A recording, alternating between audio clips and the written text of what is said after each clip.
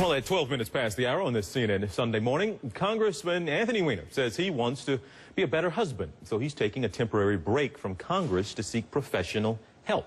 He is still refusing right now to resign his seat.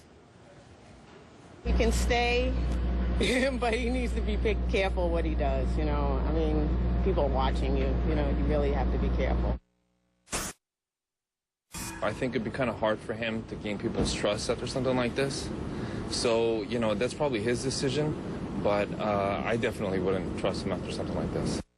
I mean, I don't know if he should resign. It's, you know, he's a human being. He made a mistake, but I think he's a pervert, yeah, for sure. All right. Well, is there anything the congressman can really do right now to try to turn things around? Peter Shankman is a branding and social media consultant. He's also the author of Can We Do That? Outrageous PR Stunts That Work. He joins me now from New York. Good morning to you, kind sir. I guess two different things here. It's one thing, he maybe can save his reputation down the road and rebuild it. But do you think he can do something to save his job right now? You know, it's a really tough situation he's in, and he's not making it any easier on himself. The biggest question is, what is a leave of absence, you know, in the House? Who does that? That's not, you know, everything that he's been asked to do, he's figuring out ways around it and different ways to do it, and what he's doing is prolonging the scandal.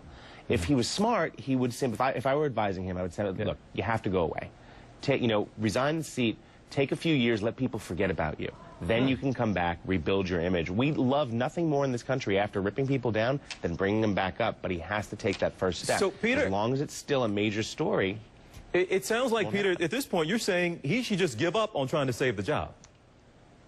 He really should. I mean, the biggest mistake he made was lying to begin with. Had he come clean when it first happened, you know what, yeah, I did this, I screwed up, it would have been an 8-hour story. But everything he's done against that, it wasn't me, it was a hack job, it was this, it was that, you know, it continues to grow. And, you know, the fact is he is taking attention away from actual issues in Congress that people are dealing with. No one knows, no one remembers this week that Democrats went crazy on the Republicans' Medicare terms. So, I mean, all these things are happening, and we're focusing on this only. And, Peter, was this a bad idea yesterday?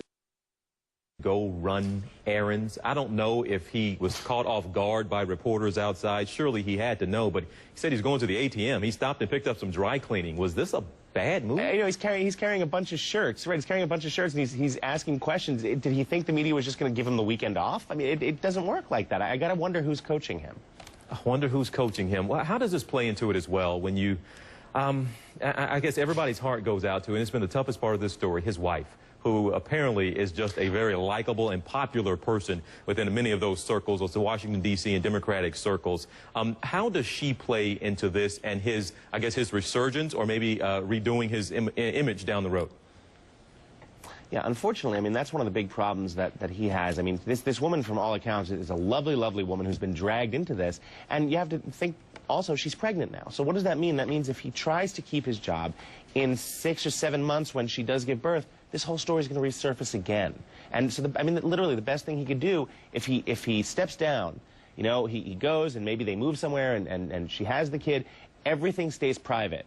You know, and there's nothing to follow through. And then in a couple of years, he comes back. It's happened to senators. It's happened to governors of New York. This is nothing new, but he needs to go away for a while for it to happen, for the healing to start. Okay, Peter, last thing here. You said your advice would be to go away literally for years. Okay, but what if he insists on staying in the job? What is your advice then?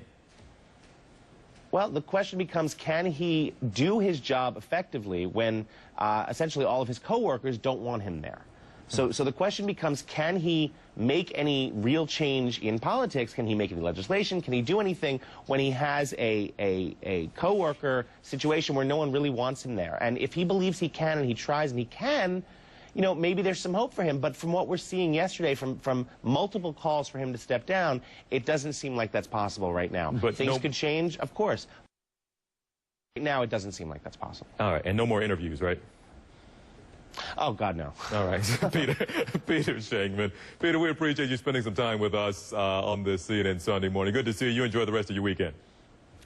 You too. All right. We're 17 minutes past the hour.